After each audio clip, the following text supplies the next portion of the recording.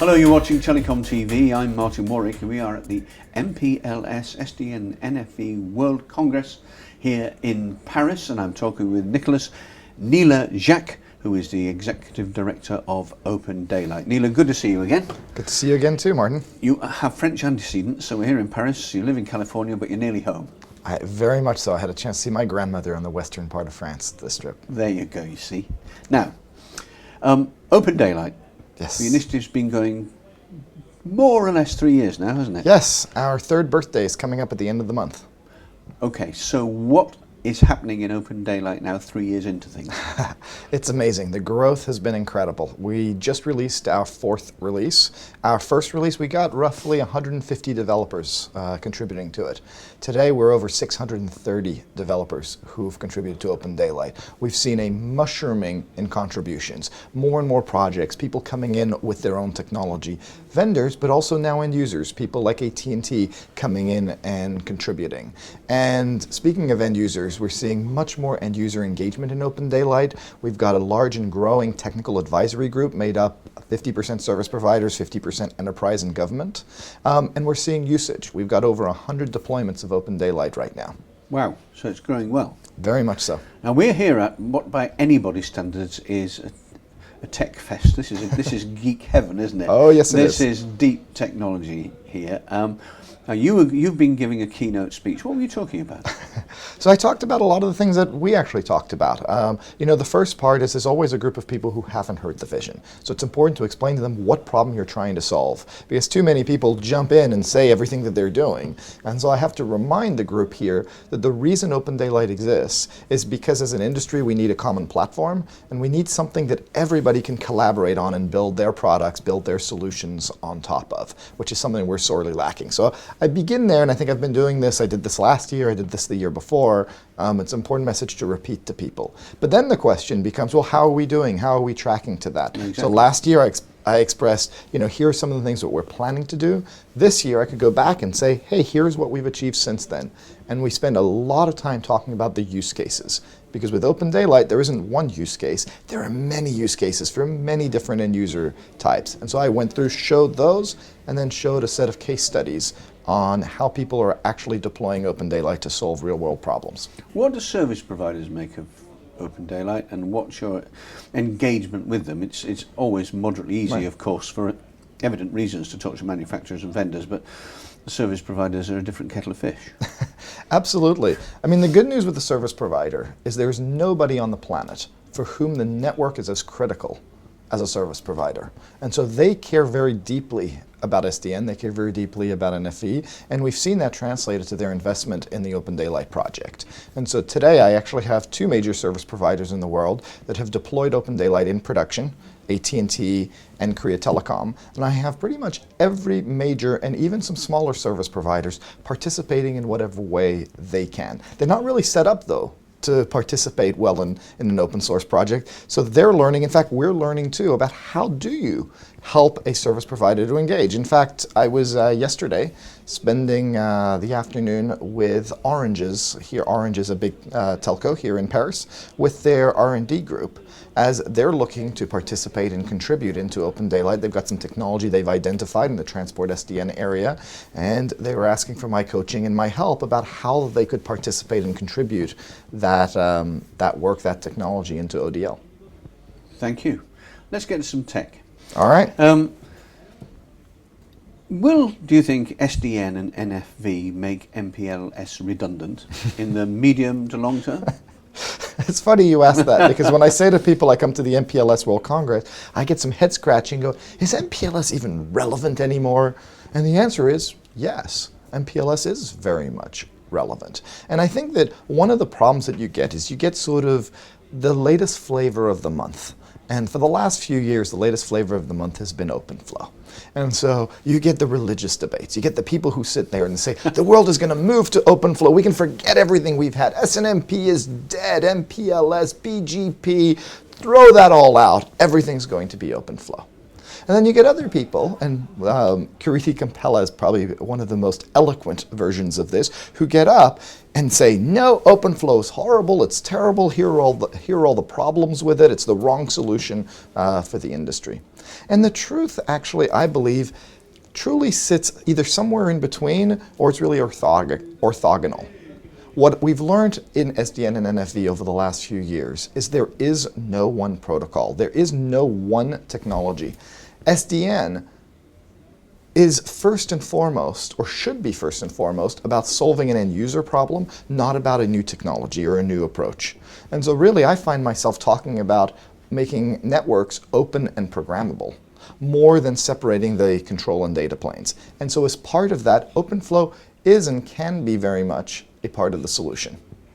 And I see it in about half of Open Daylight deployments. OpenFlow is there. However, other technologies, other protocols are still very much important. People are still leveraging SNMP. BGPLS and PSEP are occurring more and more frequently in my deployment. So yes, I think that I see MPLS certainly being heavily used and leveraged and playing a role, and I expect that that role is going to continue for quite a while. But more the shift is going from people who believe in one way of doing something is the right way, to instead people taking the right tool for the job. Okay, Neela, thank you. Let's talk now about NFV and the concept of openness, which runs in tandem with it. Yes. We know that from its inception, NFV has been driven by service providers in the main, who said, look, we've been locked into various manufacturers and vendors for a very long time. We've found it expensive, we've found it difficult. It's not the way we want to go. We like NFV, we like the potential that it has, but we want to be able to mix and match and buy where we want. Right. That's what we require, and they've been driving it. The result of that, the corollary of that, has been the establishment of ecosystem after ecosystem after ecosystem, many of which overlap. It's like a Venn diagram, yep, where everything overlaps everything absolutely else. There's a plethora of them, and there seems to be a new one coming along just about every week. And I've spoken to service providers who say, we're finding this really difficult because we're not sure who we want to choose as our transformation partner, because the same vendors and manufacturers are in all these overlapping ecosystems. It's confusing us. What's your take on that? First of all, I think there's a good part, which is if you look back 10 years ago, nobody was going and building software together. Everybody was doing their own thing. So you'd have a standards body, it comes up with a standard, or you get something like the ETSI NFV ISG white paper, and then everybody would scramble to go create proprietary solutions. So this fact that people are actually coming together to work with each other, to create common code bases, to create common test platform, is a really good thing for the industry. And I think is a very good thing for service providers. So to some extent, there's an element of be careful what you wish for. But I think the service providers have gone out and said to every vendor, we expect you to work with each other and to stop doing your own proprietary thing, and they have. And so the first thing that I say to service providers is, hey guys, congratulations, take a second to actually celebrate that you're winning in your argument. Because I'll tell you, most vendors find it a lot easier to collaborate with themselves than with each other. So that's the first piece of good news. The second point, though, that is brought up is, yeah, but we've got all of these bodies. A vendor like Cisco or Juniper or Microsoft, Red Hat, they inherently are technology vendors. They can afford to send someone to every single, they can spread their bets around. And in fact, you know, if you're a vendor, it makes sense to say anywhere where one of my customers might be, I want to be there. Now, some may invest more or less in a given body. On a service provider side, it's a little bit hard. The first challenge is most service providers haven't built open source teams internally. They have standards groups and they have the business unit. And in a sense, neither is actually the right person to go and participate in an open source project. And so their first challenge, they don't have budgets necessarily to be able to contribute money. They don't necessarily have developers. They don't necessarily have staff to go in. So not only are there many, but even when they pick the one that they want, they're not always, or it may take a while. People like AT&T have really made this strategic. Other service providers are trying to figure it out. In terms of picking the right one, one element is it is healthy for the ecosystem to attempt a few different things. In the world of new ventures, you will see multiple competitors. You know there's a real market when multiple competitors jump in trying to solve it. If there's only one company doing it, it's probably not a real market there. And so the fact that you've got two Mano projects, the fact that you've got OP NFV and Open Daylight and OpenStack Neutron, the new Gluon project, and on and on and on, I think is a very, very good thing. And as a service provider, to some extent, you probably don't want to simply have each service provider pick its favorite winner. Now, the other part of it is I do think that people don't have the resources to invest equally in all of them. True. And so I think it's important to identify what is it that is most important to you. What is the critical element? If you've got an OSS/BSS system that is really holding you back, and you know that you want to get off that sooner rather than later, I would go in and look at the Mano projects specifically, right? And I would look in the Mano projects, which one has the right set of people, the vendors that I'm already working with, for example, that has technologies that are compatible, that has a mission to try to solve the problem that I have, the way that I have it, and go try and help that group be as successful as they can. One last thing that I think I do see, we are certainly seeing a shift in investment, and that shift is coming to some extent from some of the standards bodies to open source. In some cases, standards bodies are investing in open source. In other cases, we're just seeing that de facto standards are going ahead of some of the standards bodies. So some standards bodies are really, really important. IETF is a great example. Others, I think, are looking for how they're going to be relevant in this new world where open source is the way, the path to market, rather than it being customer, vendor, standards organization. Thank you. Very comprehensive answer. Final one. It's what, 3 and a bit years now since NFV arrived in front of an astonished world, and it's going to change the world evidently and obviously. But again, it's this dichotomy between the service providers and the vendors and the manufacturers. I talk to a lot of both, as you well know, and the vendors and the manufacturers, for evident reasons, want to sell their kit. They spend a lot of money on research and development into NFV and SDN, and they were hoping by now they'd have some big orders, make some profit and get a return on investment. And they're complaining and saying, the telcos and the service providers have been pretty slow about this. We're still at proof of concept and RFI stages. We should be further on. Right. And I admit and I accept there are some very limited deployments out there in various parts of the world. But the service providers on their part say, yeah, we are very interested in this, we will get there, but we have a different approach. We're not IT. We're telcos, we've got a legacy of 120, 130 years. A business cycle and a procurement cycle of used to be 5, 10, 15 years and that sort of thing.